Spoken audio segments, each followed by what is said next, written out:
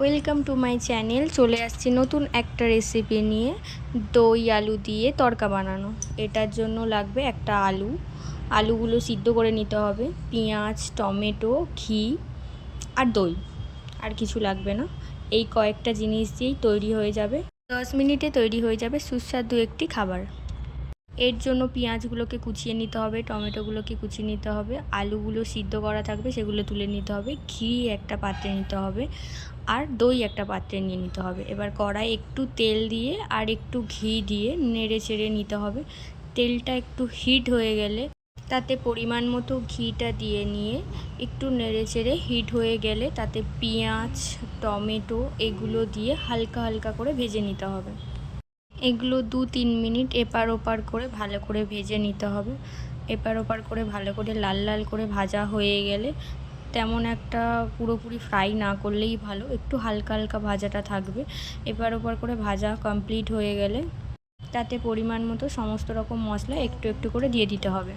পরিমাণ মতো নুন, হলুদ আর ধনে গুঁড়ো দিয়ে দিতে হবে।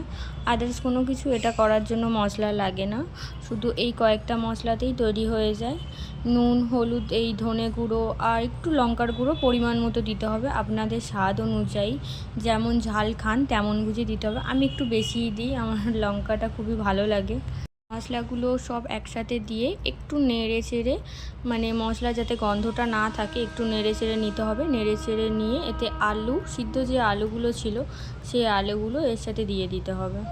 সিদ্ধ আলুগুলো দেওয়া হয়ে গেলে সিদ্ধ আলুগুলো একটু নেড়ে চেড়ে নিতে হবে, কারণ যে সিদ্ধ আলুরও একটা গন্ধ থাকে, সেই গন্ধটা চলে যাবে।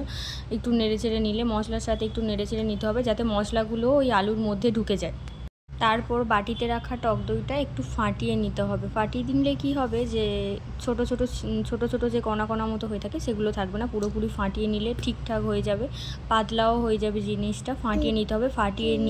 ফাটিয়ে নিয়ে তরকারির মধ্যে দিয়ে দিলে একটু ফুটে উঠলেই তৈরি দই আলু দিয়ে তড়কা।